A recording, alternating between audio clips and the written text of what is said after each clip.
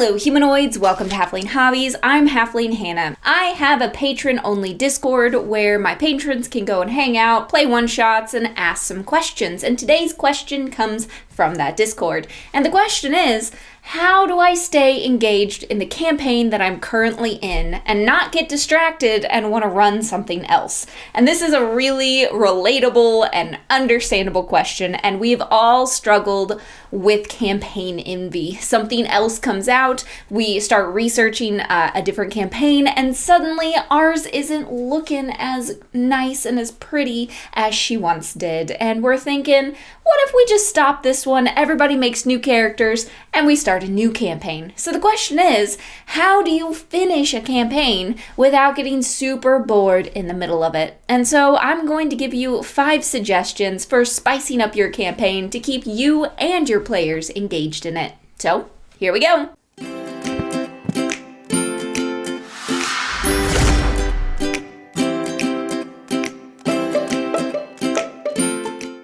Alright, humanoids, let's look at 5 ways that you can spice up your campaign to keep from stopping it and starting a new one. The first is add some planar travel.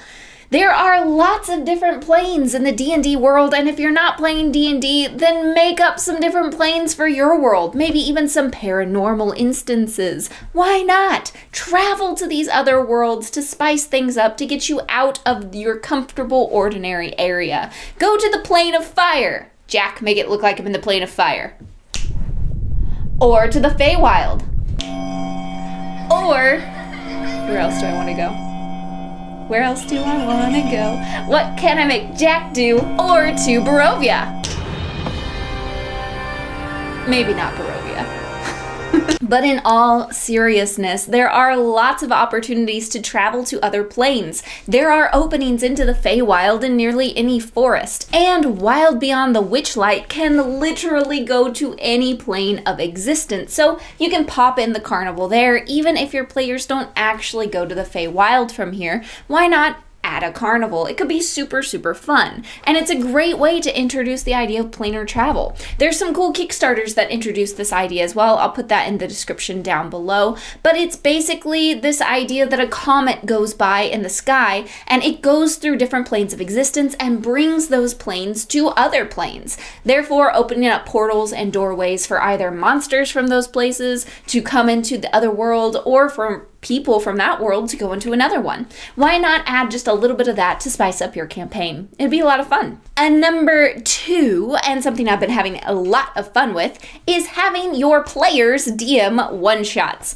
So create side quests or create interesting little topics within your campaign, and then have your players run those as one-shots and you play as an NPC in them. Having your players DM one-shots gets them involved and helps them understand your side of the screen a little bit if they've never been a DM before, provides different perspectives, and is just fun. We're currently doing this in Rime of the Frost Maiden that I'm playing with some of my patrons, and it has been an incredible amount of fun. So maybe give that one a try. Number 3.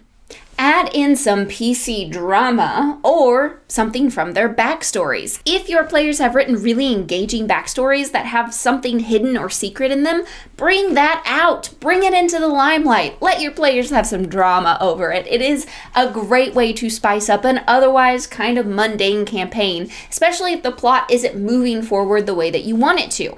Add in some player drama in some way or another, or, start playing with those backstories. That can be a great way to spice up any campaign.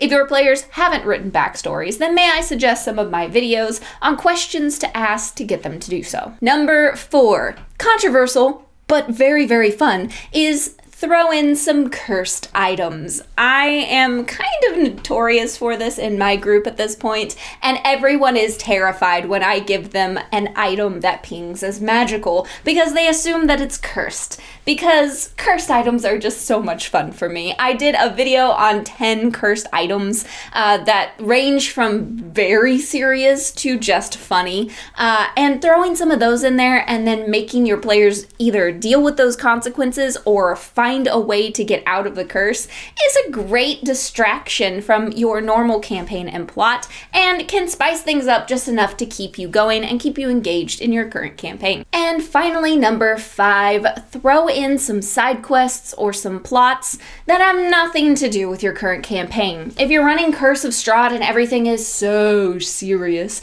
then throw in something fun and light-hearted, something that's not normal for that. And it goes the same way if you're running a fun and hilarious campaign, throw in something super serious and get that melodrama going on there. I'm ready for my close-up kind of thing. Throw in a murder, throw in an Easter bunny, I don't even know, just throw in something that does not fit in your campaign and watch your players have some really fun times engaging with that new element. I guarantee it'll be a lot of fun. In the end, what you have to decide is, why am I starting to get bored with this campaign? Is it the plot that I don't like? Well, then change up the plot. Make it go a different direction. Here's a secret you should probably know by now. Your players don't know your plot. They don't know what's supposed to happen, so feel free to change it up if you're getting bored.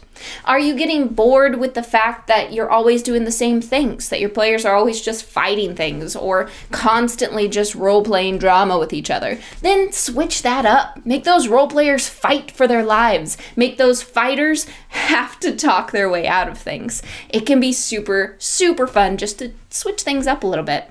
Or are you simply burned out as the DM? If that's the case, then you need a break. And there's nothing wrong with that. Don't stop the campaign. Don't stop playing D&D. Maybe just instead of your normal D&D night, play some board games together. Maybe take a break to read some materials and get some creative ideas. Maybe have your players run some one-shots for a little while, or even 3-shots, little mini adventures, to give you a break that you need. Whatever it is, your campaign can survive. You just need to spice it up just a little bit. My patrons, I really hope that this answers your question, and for everyone, I hope it gives your game advantage. Until next time, my friends, it's Happily and Hannah here, signing out.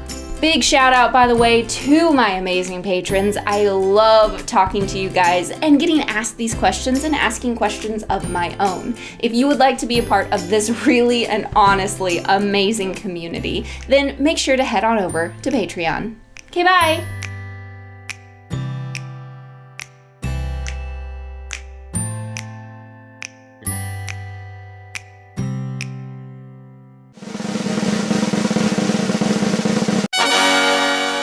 As a part of my Patreon,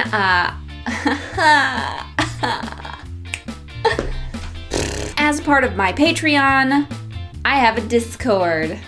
Today's question actually comes from my Discord community. As a part of my Patreon, wow, that was probably really loud, sorry.